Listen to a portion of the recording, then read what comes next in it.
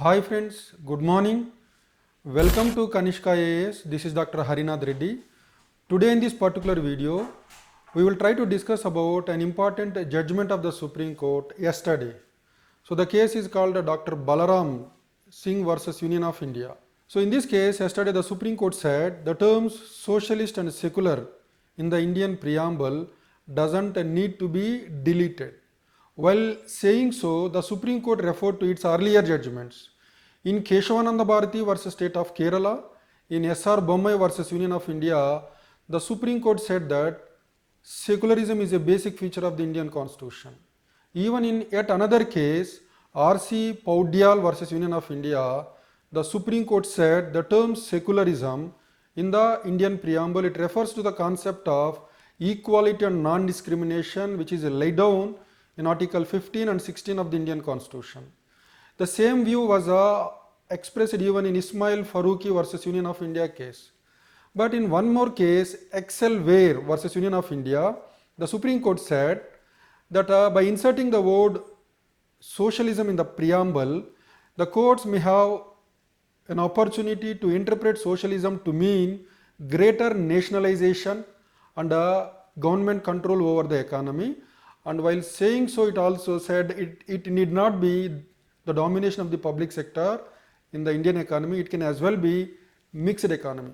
So these are the relevant cases which are related to the judgment of yesterday. And then in the Constituent Assembly, when there were debates, many members of the Constituent Assembly, they wanted the word secular and socialism to be inserted in the Indian preamble.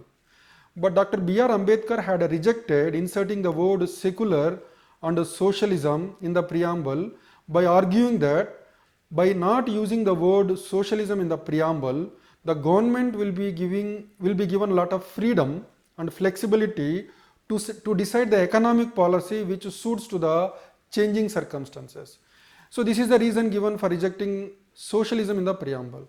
And when it comes to the word secular, many members of the Constituent Assembly, they expressed views that by using the word secular, we may be giving a meaning that it is against religion, it is opposite of religion. So in addition to this, the model of secularism as practiced in India and the model of secularism as practiced in the Western countries, it differs very widely.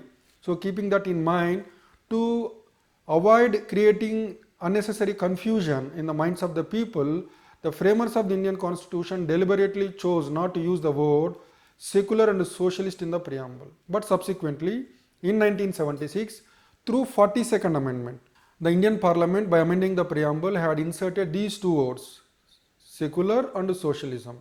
People like Subramaniam Swamy, they have filed petitions before the Supreme Court asking for the deletion of the words socialism and secularism from the preamble. But the Supreme Court rejected the argument recently by saying that the word secularism is not a dogmatic principle.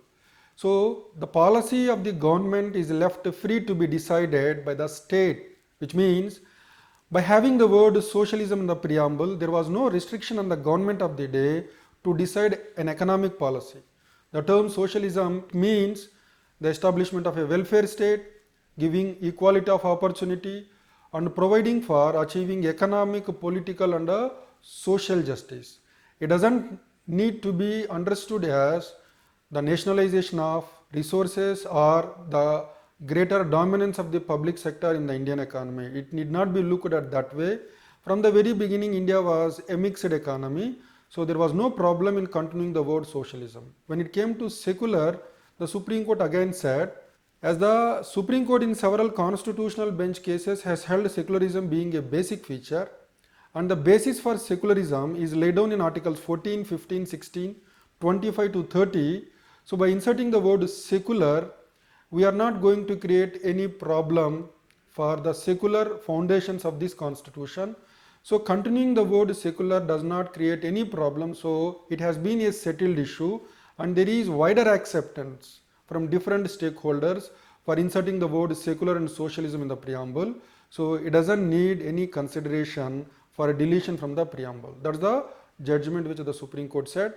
That's it about the topic. Thank you.